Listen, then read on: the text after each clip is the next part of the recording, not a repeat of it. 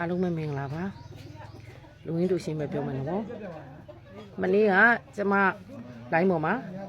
ကျမဒီကိစ္စကျမညီမလေးကိစ္စနဲ့မဟုတ်မှန်တဲ့နေ့တင်နေလူကျမအရေးယူမယ်လို့ကျမမနေ့ကတင်လိုက်ပါတယ်တင်လိုက်တော့ဒီအကောက်တစ်ခေါက်ကတည်းကျမညီမလေးကယောက်ျား3ယောက်ပါတို့မျက်လုံးဖောက်ထုတ်ပါတယ်တို့သပင်းဟိုဟာဖြစ်ပါတယ်ဆိုအဲ့လိုမျိုးတင်ထားတယ်တင်ထားတော့ကျမတို့အဲ့အကောက်ကိုမနေ့ကတမန်လုံးလိုက်တယ်ပေါ့နော်လိုက်တဲ့ခါကျတော့လူဒီကျမတို့နာပတ်ဝန်းကျင်ရပါဘောနော်အဲ့ကြတော့ကျမတို့ရဲစခန်းမှာသွားပြီးအမှုဖွင့်ပါတယ်အမှုဖွင့်တော့အဲ့ဒီတင်းတဲ့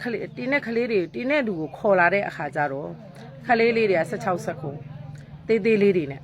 ကျမသူ့ကိုပြပါမယ်နော်သူပြောနေမယ်နော်တစ်ချက်အားလုံးပဲမင်္ဂလာပါတမီးရကြတော့မမကိုလူရောင်းနဲ့ line ပေါ်မှာတင်ထားတာ TikTok မှာတင်ထားတာပါတင်ထားတာဆိုတော့တမီးမီဒီယာတွေလည်းတမီးရဲ့အကောင့် screenshot ရိုက်ပြီးတော့တင်နေတဲ့အတွက်ကြောင့်သတင်းတွေကပို့ပြီးကားသွားတာပေါ့နော်တမီးကောင်စူရီဆိုတဲ့အကောင့်လေးနဲ့တင်ထားတာပါမမကိုတမီးကမသိဘဲနဲ့တေချာသတင်းအတိအကျမသိရပဲပတ်ဝန်းကျင်ပြောတဲ့စကားကိုနားရောင်ပြီးတော့မသေးချာပဲနဲ့တင်လိုက်မိတာမမယောက်ျား3ယောက်ရှိပါတယ်ပြီးတော့မမကိုတည်လာတဲ့ချိန်တော့မျက်လုံးပါမလားလက်တွေပါမလားဆိုတဲ့သတင်းအမှားတွေကိုတမီးကတင်မိတာပါအဲ့တော့ကြာတမီးတောင်းပန်ပါတယ်ရှင်မမကိုလည်းဒီကနေတမီးအနုညွတ်တောင်းပန်ပါတယ်တမီးတင်တဲ့သတင်းတွေကလည်းတကယ်တော့မှားနေပါတယ်တခုမှလည်းအမှန်မရှိပါဘူးရှင်ဒါပတ်ဝန်းကျင်စကားကားပြီးတော့တမီးကလည်းထပ်ပြီးကားလိုက်မိတာပါရှင်ကာယကံရှင်ရဲ့မိသားစုအားလုံးလည်းတမီးတောင်းပန်ပါတယ်ဒီကနေလည်းမမတက်တဲ့တမီးကနေအနုညွတ်တောင်းပန်ပါတယ်ရှင်အဲ့တော့ကျမကတော့တရားစွဲမလို့ပေါ့ကြည့်လိုက်တော့ခလေးတွေက16ဆက်ပေါ့ဥပဒေနားလည်လားဆိုတော့ဥပဒေလည်းနားမလည်ဘူးအမှန်မှန်ကတော့ဒီအရွယ်လေးတွေက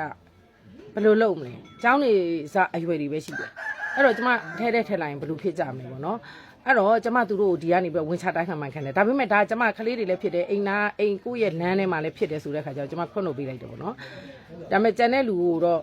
ရှေ့လျှောက်ကျမထိတိမိမိနဲ့လုပ်ပါမယ်လို့နောက်ပြီးတော့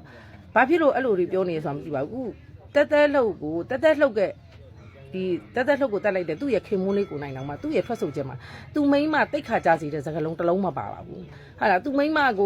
ဒီလိုတွေဖြစ်ပါတယ်ဆိုတာမပါဘူးသူမိန်းမလည်းသူနဲ့ငွေရေးကြေးကြောင်ဖြစ်ပါတယ်ပဲသူထွက်ဆိုထားပါတယ်အဲ့ဒီလိုပဲကျမတို့ဘက်ကလည်းဥပဒေလမ်းကြောင်းအရာသွားမှာပါဟာလားအဲ့ဒီ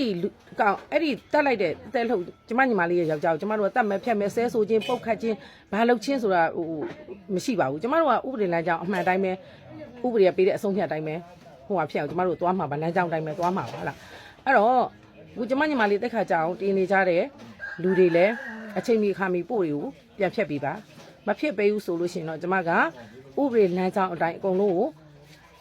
မရမကလိုက်လုံးမှာဖြစ်ပါတယ်ကျမညီမလေးကလူသေးရတဲ့ကြားတယ်ဟုတ်လားနှစ်ခါသေးထပ်ပြီးတော့ဟိုဖြစ်တဲ့အတွက်ကျမကအကုန်လုံးကိုရေဆုံးပြီးဆုံးလိုက်မှာဖြစ်ပါတယ်ဒီကျမဒီဗီယိုနဲ့ထပ်ပြီးပြောလိုက်ပါတယ်ရှင်ဒါကလေးတွေမှုလို့တော့ကျမဖွင့်လွှတ်လိုက်တယ်ပေါ့နော်ဟုတ်ကဲ့အားလုံးပဲကျေးဇူးတင်ပါတယ်အော်နိုင်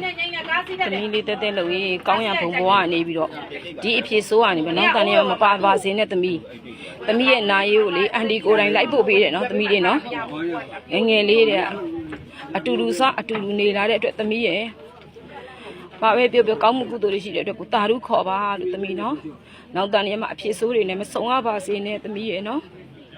သမီးစိတ်မကောင်းသမီးလေးအရန်ချစ်ဖို့ကောင်းတဲ့သမီးလေးကောင်းရပုံမဝအနေပဲတာရုခေါ်ပြီးပါသမီးရဲ့အန်တီတို့နဲ့အတူတူလေးတာယာဝီမျိုးနဲ့တာယာဝီသားတွေတာယာဝီသူတွေအားလုံးနဲ့သမီးရဲ့နာရီကိုလိုက်ဖို့နေချတဲ့သမီးနော်သမီးခုချိန်မှာသမီးရဲ့ရင်းနဲ့အမြခံစားရတဲ့ကောင်းရပုံကရောက်ပါစေသမီးကားတွေရောက်တာ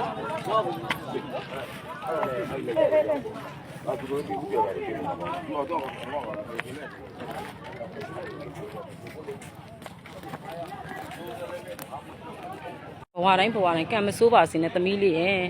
သမီးလေးလူတွေအများများတယ်နော်သမီးရဲ့အတူပါမှာလူတိုင်းလိုက်ပို့နေပါတယ်သမီးရဲ့နော်အဲ့ဒီအတွက်ကောင်းရပုံဘဝကနေပြီးတော့တာရုခေါ်ဆိုနိုင်ပါစေသမီးလေးနော်တဲလို့ရေးဒီဘဝဒီခန္ဓာနဲ့ပေးဆက်ရခြေပါစီလို့ဆူတောင်းမယ်နော်သမီးတဲလို့ရဲ့နာရေးလေးကိုလိုက်ပို့နေပါတယ်ရှင်အားလုံးပဲနော်